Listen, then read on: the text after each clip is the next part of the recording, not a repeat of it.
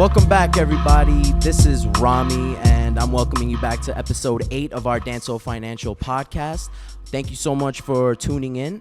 Today, I have 2 of my Danso Financial teammates here with me today. Why don't you introduce yourselves?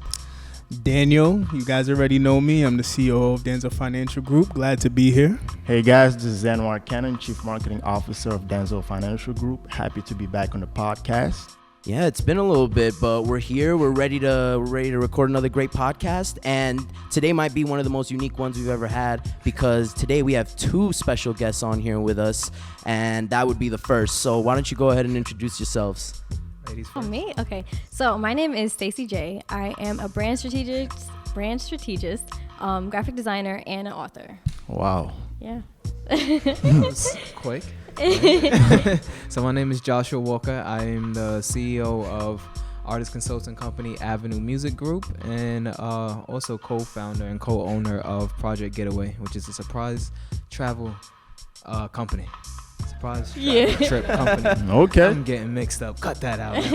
Oh, man. So I heard a lot of different businesses named after your names. We have artist, we have author, we have designer, and a travel consultant. Like, I can't even keep up with you guys. How do you manage all your different businesses? Yeah, you can start. How do we manage it? First, I know you're probably going to speak about it later, but focus. Right now, we both actually had 2 epiphanies very recently, maybe 2 months ago for both of us, where we refound our passion. Personally, I've been going through like a depression, and I think we don't talk about mental health a lot, especially in the color community, but I want to just bring awareness to that. I've been dealing with depression for like maybe 6 months to a year, and one day I just picked up, I was like, I want to reconnect with what really got me started, which was artist consulting. So how I manage that is just to start off with a small goal and get back into it. So even though we named a lot of things, my main focus is artist consulting, and hers, she'll explain.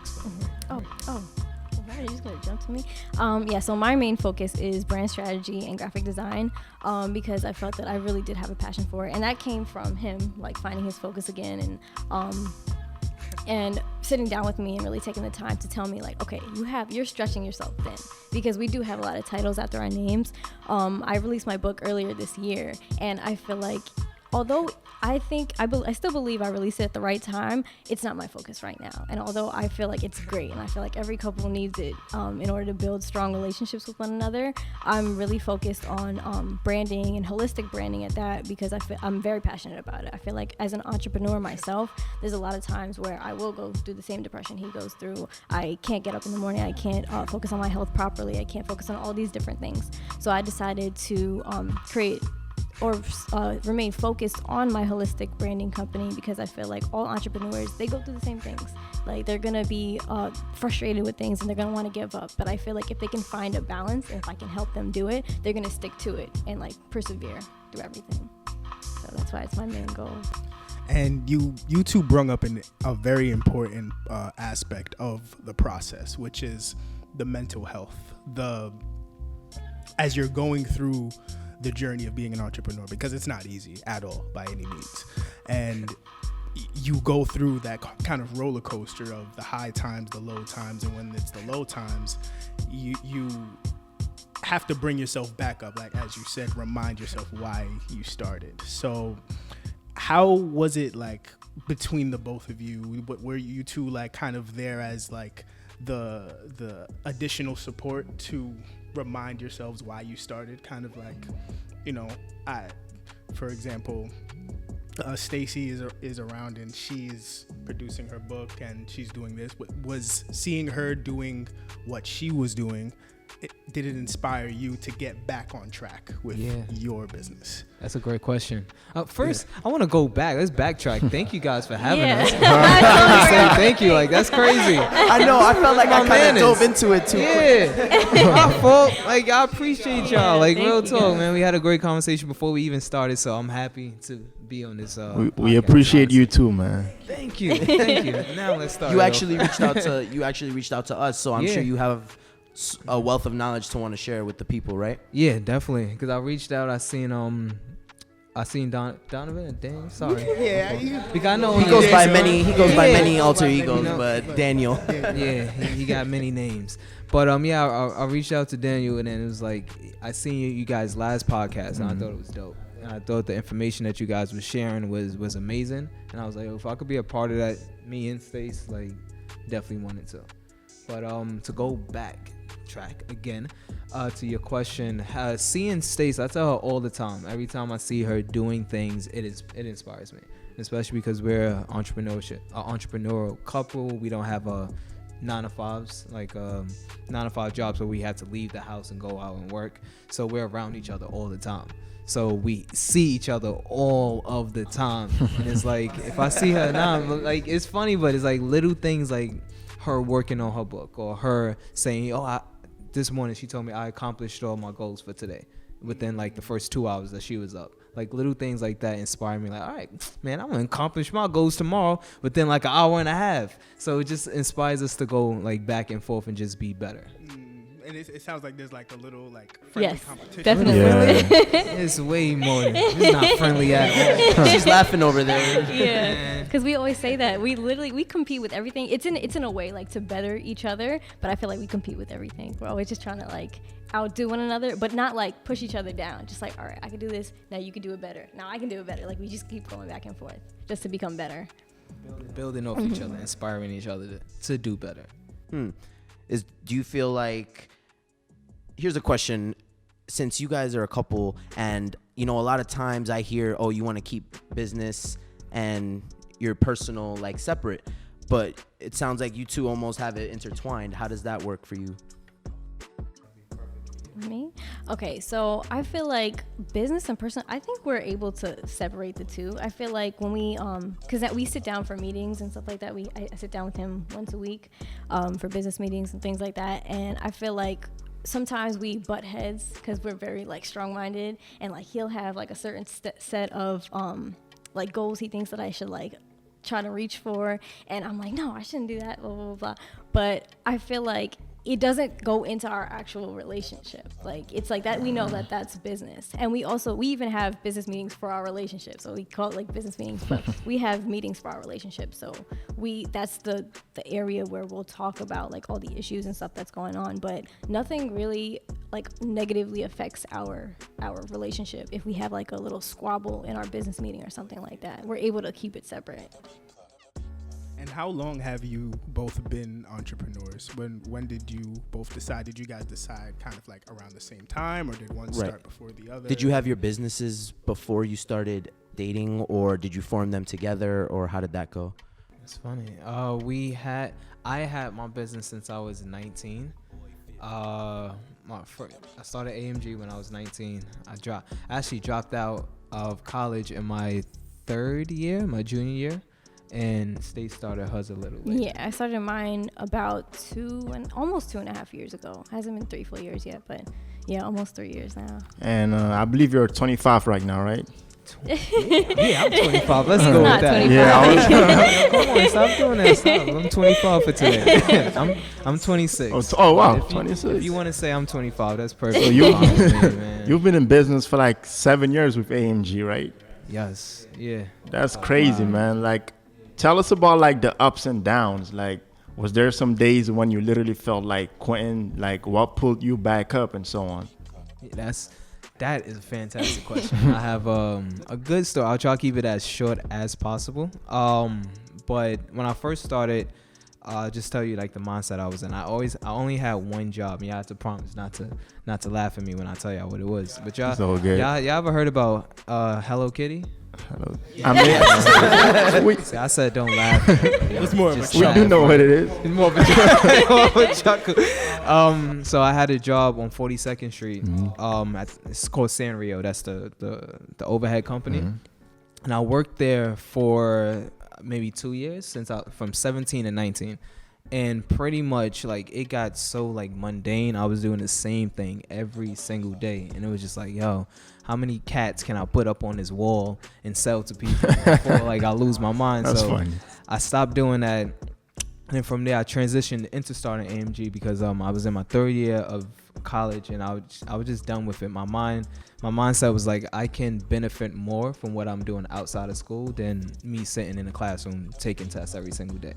So I decided to stop going to school, got into AMG, and then from there, my main focus was artist management. And I managed a few artists. We did some shows from here to Cali, up and down the East Coast. Denmark was the farthest we've ever done, which was dope. Yeah, Danish people are cool. Shout out to our Danish fans. Yeah, shout out to everybody Danish listening. Y'all dope. But from there, to just fast track it, I was in management because I always had a passion for business, music, and just helping others get to where they need to go. But I can't do music at all. I got 2 left feet, and I can't dance, can't sing, can't rap, can't do none of that. But that was my focus. So I focused on that, and then I transitioned into doing community work. And after 5 years of doing that, I love being in front of the kids and just doing the work to give back. But I realized that really wasn't my passion and why I got into stuff. So to circle back to your question, was like the ups and downs. Like I hit a point in my career where it was like, yo, I don't want to do this. And I got into this because of, you just meet different people and, oh, let's help me with this, help me with that. And I just started doing community work, but I just really didn't want to do it. So I think it's just like going through things and just reconnecting to what really got you started in the first place. You have to always keep that in mind. Like anybody listening to this, never lose your passion or never lose the reason why you started something. Because if you lose that, then you're on a road that you're not supposed to be on. Yeah, that was some good nuggets of gold right there. And I think I would want to circle that question to you, Stacey, as well. To Anwar's question, did you have that time frame as well, like the ups and downs? Absolutely, yeah. I feel like I just kind of got off of that roller coaster, and again, I have to thank him because like sitting down with him and really finding my focus again, it really helped me have like this big breakthrough. Because when I initially sat down with him, I was like, you don't know what you're talking about. I could do the book, I can do graphics, I can do all this stuff. Like I can just do it, no problem. I can balance everything. And then like one night I was really like thinking about it, and I was like, I can't. I'm just stretching myself too thin. And because I am doing all these different things, I'm kind of just chasing the money at this point. And I feel like that's the biggest mistake I ever made, because I started my company to help the business owner themselves. And I ended up taking freelance projects all the time. It's like, that's not what I want to do. I don't want to be a freelance graphic designer. I want to work on brand strategies. I want to work on building up my clients. I want to help them build big, beautiful, successful businesses. But I can't do that if I'm taking small little graphic design projects every now and then, or just selling like a couple books here and there. Like I'm not focused on anything. So I had like an epiphany one night, and I was like, you know what, even if it means that I'm going to lose out on money from these graphic design projects, I'm just going to do it. And ever since I had my epiphany, and ever since I started actually focusing on what I wanted to do, I've made like triple the amount of money that I ever made doing those freelance design projects. So honestly, like anyone listening to this, like once you like really follow your passion, and it sounds so cliche, everything just falls into place. It just does fall into place, as cliche as that sounds. Nah, it's definitely funny how like the moment that you start forgetting about the money and focusing less on it, that's when it like quadruples and comes to you. Right. It just manifests itself at that point. Exactly. Yeah, it's like the old saying, do what you love and the money will follow. And you're just a living example of that, both of you, so that's great to hear. Yeah. I'm very curious though, about your book. I would like to know like a little bit about it, and for the audience as well, like, because you did mention earlier that it was something more interactive. Yeah, so could you tell us a little bit about it? Okay, perfect. So my book is called Just You and I, and it's a workbook. So me personally, I don't like self-help books because I feel like your life is not the same as mine. It's not the same as his, not the same as his. And I just feel like in order for us to really grow, we need to kind of immerse ourselves onto the pages. So on every page of the book, there's several questions for partners to do together. Like I have a rule page. So there's rules you have to follow. You have to be open-minded. You have to do the book together. You can't judge one another and things like that. There's a bunch of rules you have to follow. So you take out like a maybe an hour per week or something, and just do the questions with your partner, and it's like meant to strengthen the relationship. And I go through several stages too, so it's not just like, okay, well, let's just talk about us. No, you start with yourself, because I feel like a lot of times people like to point the finger in relationships, but you have to look at yourself. What are you doing wrong? And so it starts off with self-evaluation, and then it goes into the past. So it's just the past relationship, so you guys can talk about that, get that out of the way. Then you talk about the past of your actual relationship. Maybe there were some things that you guys didn't bring up a couple years ago, and now you want to talk about it, because that builds up resentment, and resentment is like the number one killer of relationships. Then you talk about the present, then the future, and then I'm not sure if you guys ever heard of the 5 love languages.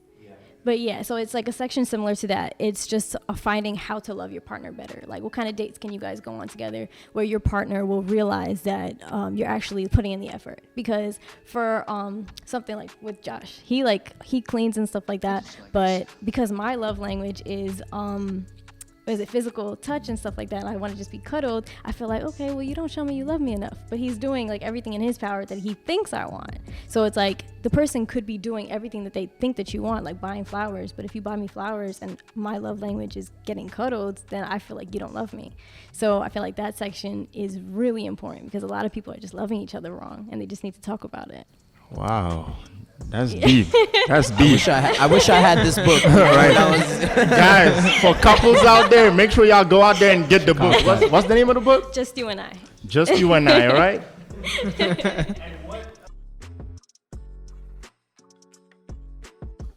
So when I first met Josh, like I felt like we were soulmates. Like everything felt great. And like, it's the honeymoon phase and stuff like that. And then we started having, I think we had like one meeting. I remember sending him like this Google Doc with a meeting on it for some reason. And we were just like evaluating our relationship, because I didn't want to go down the same road that I did with like previous partners, and like same for him. So we like did this one meeting, and we talked about things, and it wasn't as perfect as I thought it was. So I was like, we never spoke about this. And I feel like a lot of times in the beginning of relationships, people feel like, oh, everything is going so great, let me not talk about it to make things worse. But then that builds up, and then you kind of just build up that resentment I was talking about. So it really started because I felt like after that first initial meeting, we decided, let's do one every month, right? But a month was just too much time was passing. So then we started to do it every single week. And then like our relationship just kept getting stronger, and like we were able to talk about certain things that most couples don't talk about, and we were doing it on a consistent basis. Like we really have those business meetings like as relationship meetings every single week.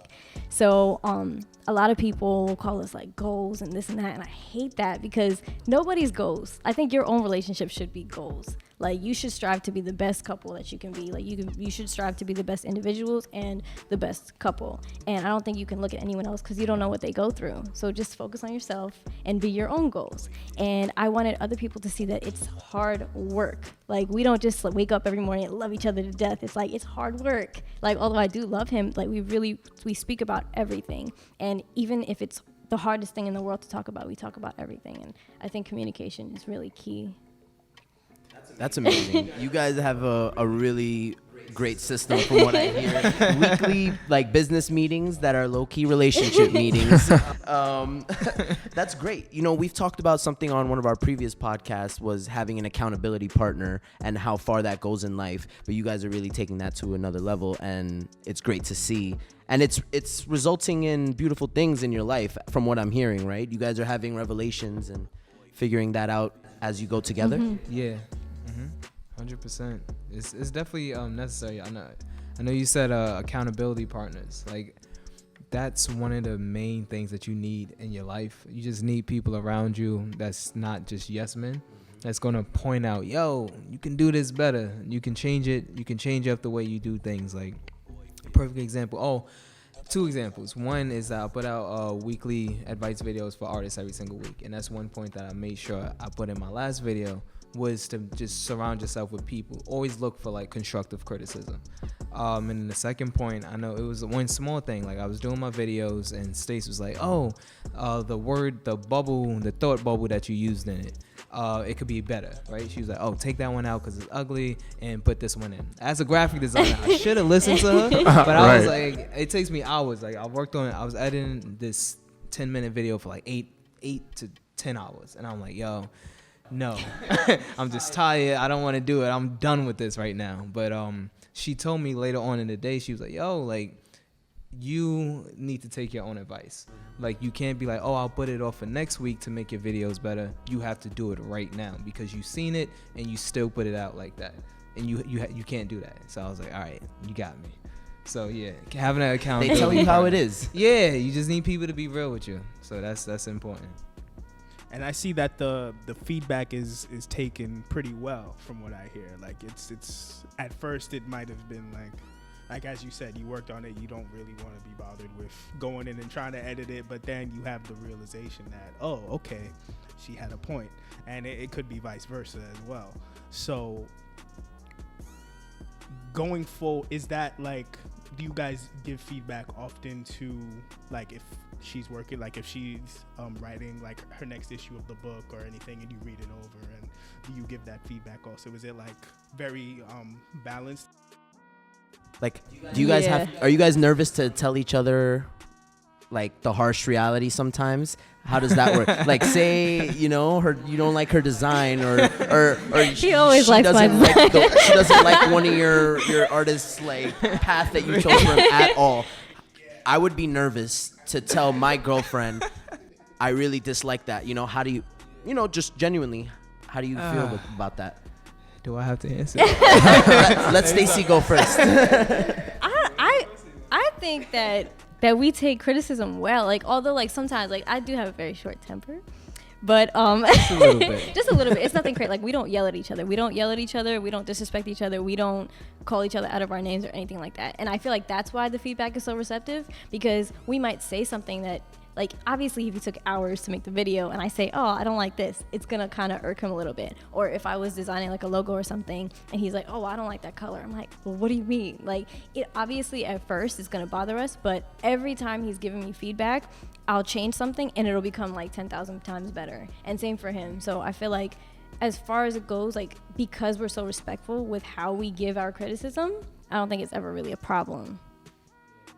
And on top of that, even from the person that's getting the criticism, you just have to be honest with yourself. Because at the end of the day, like, if somebody points something out, no matter if you like it or you don't like it, it's pointed out. Like, either you're going to change it or you're not going to change it. And I think it's just a level of having the relationship at a point where you feel comfortable to tell the other person, but then the other person has to be mature enough to be like, all right, cool, you're right, I'm wrong, I'll change it, or I'll do my best to go back and try to make it better. Yeah.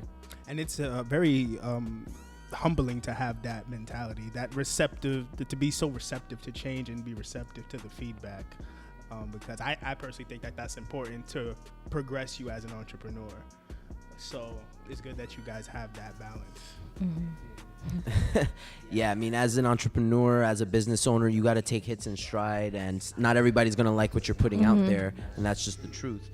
But I wanted to, you both have mentioned a lot of details about your businesses, but one thing that I hear from both of you is that you care about your clients on a deeper level than they're giving me money, I got to give them a product. You guys take it above and beyond. Just the wordings that you've all used, holistic. You mentioned getting them from the start to the finish and going deeper. So why is that important to you, to not just, give them, you could just give them their graphic design and get your money. Why does it matter so much to you to really better? And you've worked in your community for 5 years, you said, so clearly bettering those around you is important. Can you touch on how that's furthered your businesses by caring about your people? I'll go first. I think, especially when it comes to graphic design, I feel like if you're going to somebody for a logo, you're just expecting a logo. But if I tell you, like, what I do is, like, I send like a whole welcome packet with just a few tips that can really improve like their whole week, or like their work week, or their workspace. Just like a little bit of information that they can use, and if they want to use it, they use it. If not, they don't. But you don't really expect that getting a logo. And I do it because I feel like people don't know that they need it. they think that they just need a logo. They don't know the stress that comes with being an entrepreneur, or like the headaches or anything like that, especially because I deal with like a lot of small business owners that are just starting. So it's like they don't know what they're in for. So I just kind of, they just have an idea. Exactly. Yeah. So I give them like these tips so that in the future, if they do stumble into anything, they're like, oh, okay, she sent me this packet. Let me go to her for all this extra stuff that I need. Like, I just feel like it's because I point it out and I say, hey, I do holistic branding. They're like, oh, what's that? Just like how you asked earlier. It's like, you don't know what it is. So now you ask about it. And I tell them, it's like, oh, wow, I didn't even know I needed that. So it's like, and everybody needs it. You need balance. Like you would go insane if you didn't have balance. So that's why I like to introduce it to people. And to add on to that, I talk to myself a lot. Yes, he does. Crazy. Me too, bro. Me too. Nobody knows you like you. Exactly. You'll get along great. I'm telling you, like we go on for hours. She can tell you I go outside and I just talk to myself. But the point of it is because I spoke to myself earlier today about just giving your all to something. And I feel like if you really truly found your passion, you're not like, I don't want to say it's in like a rude way or anything, but it's like the customer or the client, they're somebody that you're giving something to. You're providing a service or you're providing a product, right? But it's like you're doing this for yourself. You want to do as much as you possibly can so that you can benefit that person, and also for you, because this is what you do for a living. For example, like a basketball player, like they go out there and they give their 100%, 120% every single night, and that can either make their teammates better or worse. But it's like you're giving your all no matter what. So I do that with every single client. No matter what they get out of it, I'll make sure I give them the highest quality of stuff, because I don't want to look back on myself and be like, nah, I skipped out on that. Nah, I could have gave them more advice, but I chose not to. So, and I know it's funny because I worked with so many clients, and it's like most of them probably don't use 100% of the notes I send them. I send people between 8 to 12 pages of notes after we sit down and meet. 12 pages like of just ideas and thoughts and opinions and tips. And even if they don't use it, it's like, yo, I'm still giving it to you. So you can't say that, yo, I didn't give you my all, my heart, my soul. Every single thing I do, I make sure that I give it my all. So I think that's just a really good skill to have as an entrepreneur. And it's like you're doing it for the client, but you're also just doing it for your own peace of mind. I'm sure that approach that both of you just mentioned, that manifests more business, or it just manifests better things in your life, does it not? Yeah, to have that above and beyond approach. You know, it might take more of your time, but it is worth it. Mm-hmm. It's definitely worth it, yeah. It's what you love doing, so why not do it to the best of your ability? Right. And I really like the fact that you pointed out that sometimes people don't know that they need something until you actually give it to them. Mm-hmm. Because what you guys do is kind of similar to what Danso Financial Group does in a way with our podcast, because our podcast is free on all platforms. On YouTube, there's a video version. So like, we don't charge anything for that at all. But we know that as an entrepreneur, you're going to need financial literacy. You're going to need business acumen. You're going to need to know what entrepreneurs go through on a daily basis, so you know what's out there and what to prepare yourself for. Yeah. So the fact that, people don't know what they need until you give it to them, we can really relate to that 100%. Yeah, I agree. And you two mentioned that you have like a joint venture with travel. Yes. So talk more about that. What is Stacey's that? amazing. Yes. Sounds very interesting, man. Okay, so let me give you a little bit of backstory. So every year on our birthdays, we surprise each other with like spontaneous trips. So like the first year, I surprised him, but it wasn't a real surprise, but I surprised him with a cruise to the Bahamas. So my birthday that came up. And now it's about to get lit. Okay. Nah, I had to tell you this whole story. Trust me, you're gonna love Get it. ready for it. It's about to go down. So I had to tell you the story from the start because I love it. But yeah, so one day I thought we were going to a meeting in the city, and he was like, the last time we had wanted to go to a meeting in the city, we got there like an hour late because of traffic. So he was like, we're gonna take an Uber this time. So I was like, okay. So he grabbed like his backpack, and then we went into the Uber. And oh no, you didn't even grab your backpack yet. But he went downstairs. He came back up. He's like, okay, the Uber's here. We gotta go. So we're in the Uber. I'm watching a video, and all of a sudden we show up at the airport. So we're at the airport. I'm like, we don't have any luggage. We're not going anywhere. And he's a jokester. So we're online. I'm like, all right, what you're going to do, we're going to get to the front and you're going to be like, just kidding, we're going home. So we got to the front. He got the tickets. And I'm like, wait, we're really going somewhere? So we didn't have any luggage still at this point. I was so confused. I'm like, how are we traveling somewhere? And it says like Air China. And I'm like, what? I was so confused. And he had been sending me like little clues, and we had planned a trip to take like a road trip to California. So it like added up to Cali. So I thought we were going to California. I was like, are we gonna go to China and then come back around? Like, I don't know what was going on. I was so confused. So then we finally get onto the plane, and I still don't know where we're going. And then he reads me the clues, and I was supposed to do it backwards. So when I read it backwards, it was Thailand. So we went to Thailand, and then we went shopping out there. So that was my surprise trip. That was a doozy. Yeah. That's a mastermind move, bro. Yes. Did I get everything? I got everything. Okay, yeah. So the next birthday, I took him to Egypt. Ooh. And then, Egypt. Great place. You have to go. Yeah, if you haven't been, you have to go. Yeah, you're from Egypt, right? Really? Oh. Great place. Yeah, I love Hello, Egypt. family. That's like my number one Egyptians spot. watching, like, you got it. But and then he surprised me with a trip to Spain.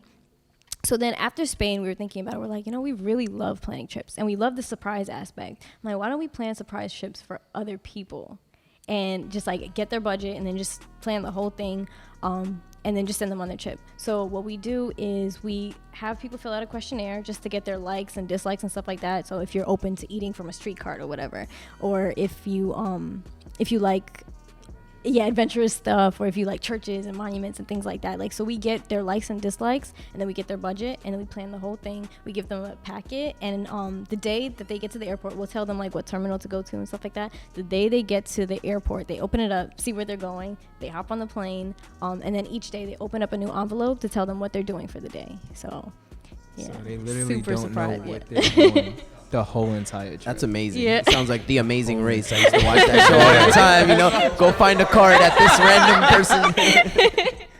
That's amazing. But like that spurred just from you guys doing something genuine in your relationship, Yeah. and you were like, hey, we love doing this. Let's turn it into a business. And that's really inspiring. That's what we really want to encourage people to do, is find their passions Yes. That's it. and chase it. Yeah. And if you give it your all, you can manifest it into whatever you want it to be. Yeah. If you want it to just be your hobby, it'll be your hobby. But if you go above and beyond, you could provide that service to so many people. This is another tip. Just because we was on like the different things that we're doing, but it's like, again, she's focusing on graphics, I'm focusing on artist consulting, and she had to put her book on the back burner, and we had to put Project Getaway on the back burner. But it's funny, because we've been focusing on what we had to do, we got like maybe 2 people to get trips from us. So we recently just sent somebody to Thailand a few months ago, and now we're working on another trip. So it's like, it's just our passion. People see it through our pictures and Instagram posts and things like that, and they reach out to us. And it's not even like we're like, all right, how can we make money? How can we sell to people? It's like, it's just a passion. It's just a passion, and everything works out. And what would you say to anyone who wants to be an author, or anybody who wants to be part of like the music industry and manage artists and stuff? What advice would you give to them by turning that passion into generating money, but also making sure that passion is kind of like you have to treat it as like a business. You have to treat it seriously. Like the same way you would wake up and go to your job is the same way you have to wake up and do your business, do your passion. So what would be like the steps kind of like I to would give tell to them someone? Exactly what you just Yeah. told me. You gave really good info. Literally, after you asked the question. I would say, listen to this guy right here. Send them to Danso Financial. But like, honestly, like, all jokes aside, is like exactly what you just said. First, you have to treat it like a business, especially if you're planning on quitting your job or something. Now you have a bunch of free time. You have to be able to look at this like, yo, this is still my job now, because I'm not listening to nobody else. I gotta set my own schedule. I gotta set my own goals. I gotta set all the things that I need to do for my business. The first 2 things I would tell them is, first, find your focus and create 5 goals. So with me and my artist consultant, I have 5 goals. I want to do 100 consults for the next 12 months. 100 consults. I want to put out 40 AMG weekly artist advice videos. I want to create a website full of dope content for artists. I want to speak on 25 different platforms about what I do.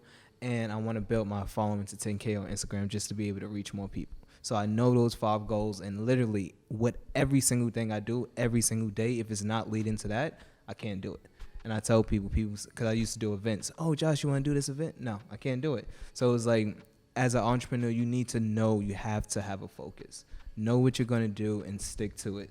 And then after that, just put your all into it. I just met with a client a few days ago, and we spoke a lot about SEO and advertising and putting money into Instagram ads and Facebook ads and stuff like that. And it's like, I tell her, I'm stressing the point. It's not about that. It's not about the numbers. It's not about none of that stuff. It's about putting great content out. Because no matter how much money you pump into advertising, if your final product isn't up to par, it isn't good, then it's not going to sell, or people aren't going to connect with it. So it's all about putting your all into the content or the product or service, whatever you're putting out. So yeah, those are my 2 tips. Awesome knowledge right there, How am I man. supposed to follow that? Right? Yeah, so what he said. Yeah, so No, I'm sure you got You got some nuggets you of got gold. the wealth. too. I know you do. You wrote a book. Like, right, definitely. that is not an easy feat. Okay, wait, so repeat the Interactive question book. again. Just You like Impressive. have somebody that has something they really enjoy and it's their passion, but they're kind of nervous if they can turn it into a profession and pursue it. What can you do to inspire them to pursue that? Okay, so I think my piece of advice, like aside from like all the business stuff and like how you should have your mindset, I think one thing a lot of people do is like they worry and they have all these fears. And it's like, I would rather just jump into something like that I know that I love, and I guess even fail at it, just knowing that I did it and I put my all into it. I feel like a lot of times, I know a few people who've told me like, oh, I'm afraid, or I don't have like all of the foundational stuff set. And it's like, you're never going to have all of the foundational stuff set up. Like just do it to the best of your abilities and you'll keep growing. Like, I think you need to start somewhere. And I think that's like an issue a lot of people have. They're too fearful to start. Yeah. And they do too much like research. Yeah. And they plan it out. Yeah. They plan it. I need to have this and this and this, and then I'll become a millionaire. And it's like not about having that. It's about using the resources that you have at hand and doing as much as you possibly can with those resources. I definitely agree, man. Definitely. That's very important. Like, because there's never going to be the right time for you to do something. And I constantly hear what you guys are addressing. People say, oh, yeah, I'm just waiting for the right time to start it. There's never going to be the right time. So just jump in and, try to learn as much as you can from those failures. Because at the end of the day, it's failures, but those failures are what's teaching you, what's setting you up for your next big wins. Mm-hmm. So it's a stepping stone in a way. Definitely, yeah. I do have a question. Sorry, Rami. No problem. It's about your business AMG. So I would kind of know what are some common struggles that some artists that come to you deal with. Some common struggles. The first one off the top would be focus. Focus. And it's fun. We spoke about it the whole throughout time. this whole podcast so far, but it's like focus would be the main thing. And 2 types of focus. One is knowing what you want to do as an artist. Let's say, because artists, they're creative people. So you have some artists that they can sing, they can also rap, they can also produce and engineer their stuff. But it's like to be a producer is a full-time job. To be a singer is a full-time job. And then you have outside things that you want to do. I can't think of any off the top, but it's like there's so many things that you can do. It's just pick one and stick to it. I'm still the example that I know you're thinking about right now. Perfect person is Kevin Hart. Kevin Hart is the GOAT. Like, Yeah. He's dope, but it's like what he focused on at the beginning of his career was stand-up comedy. Stand-up comedy. He got on stage all around the country, started in Philly, came up to New York every single week, and he did stand-up comedy to the best of his ability. He wasn't doing movies back then. He wasn't in fitness back then. He didn't have his own platform, but now he does have his own platform. Now he's in TV shows, movies. He's fitness guru, everything. He has his own movement. He has his own platform. He has so many things that came from that one thing. So it's just really stressing that point to artists like, hey, I understand you're creative. You want to do a million things. So write it down and then come back to it. Sit on the ideas, but make sure that you branch out to these different things in the future and don't focus on everything all at once. That'd be my biggest thing when working with artists. Yeah. It's funny that you mentioned Kevin Hart, because just a few days ago I was reading that he was the highest comedian, the top comedian earner. Highest paid. He made last year. He made I think 50 something million. I was like, yo, this guy's the GOAT, man. So guys, definitely listen to his advice. Focus. If Kevin Hart did it and he's here right now, listen to him. And that's it, because that's where everything started from. And even if you listen to all of his interviews, he would tell you that stand-up, getting on stage was his focus. Right. That's all he wanted to do was find stage time so he could perfect his craft. And because he perfected his craft, then he put out jokes like, all right, that we grew up on, and now he's Kevin Hart. He is who he is. Exactly, because of his mindset. So, yeah. That's great. It all starts with a mindset, and it branches out from there. You guys have said so many great things. We talked about accountability partners, setting goals, being laser focused, going above and beyond, doing what you love. So with all that you employ, and you guys have told us, what can we look out for from Josh and Stacey going forward? What can we look forward to with all your businesses? What great things are we expecting here? Ladies first. First. I'm the lady now. This is the last thing you're gonna leave, the audience with. Okay. What are we gonna look out from you guys? Look forward to. For me, it would be for AMG Consulting. It would be my weekly advice videos. I put them out every single week. So it's kind of it's just like this platform. How you want to give people, artists, no matter what you are, entrepreneurs, people in general, you want to give them advice. You want to give them tips to be able to start from somewhere, to be able to spark something in their mind. Like, oh, that's cool. Let me entwine this into what I do. So every single Wednesday, I'll put out weekly artist advice videos. So please check that out on my Instagram, IGTV, every single week at 8 p.m. What's your IG? My IG is AMG _CEO. Really simple. It's like 7 characters. That's it. But definitely keep checking on that for any artists or entrepreneurs, mainly artists, because my focus. See,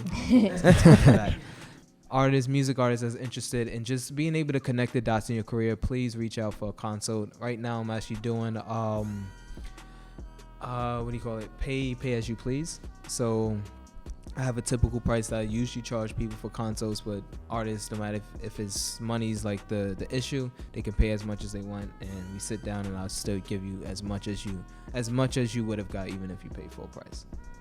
That's really great. Yeah. Again, how do I follow these things? I think, for me, what I'm trying to become more consistent in, I guess they can look out for consistency, because I'm doing my best to just be as consistent as possible now that I really found my focus and I'm laser focused on it. So I want to just release different tips for small business owners to help them really balance their work-life relationship. So that's what they can look out for. And my Instagram is Stacey J. So it's STACEY _JAYYY. And where can people go to find your book if they're interested in? Okay, so if they go to my Instagram, in my bio, I have a bunch of links, so they can find the travel company, they can find my branding company, and they can buy the book there. Awesome, right on your Instagram. Yeah. All right. Well, we really want to thank you guys for coming on the Danso Financial Podcast. I think this was one of the best conversations we've had. Definitely. Thank you guys for having us. I like that. I love hearing that. Definitely shows, man. Really great time. I hope you guys enjoyed it as Yes, well. Yes, definitely. 100%. Yeah, you guys are great. Awesome. Thank you, guys. All right, everybody, we're tuning out now. Thank you guys for watching. This was episode 8 of the Danso Financial Podcast. Look out for more. And we'll be available on all of the platforms: Apple, Spotify, SoundCloud, YouTube. Wait for the video to drop. Thank you guys for listening.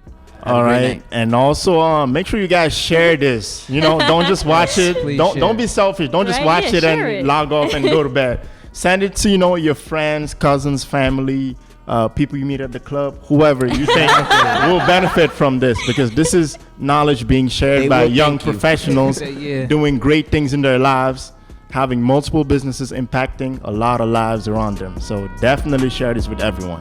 Thank you, guys. Share, subscribe, Yeah, repost. everything.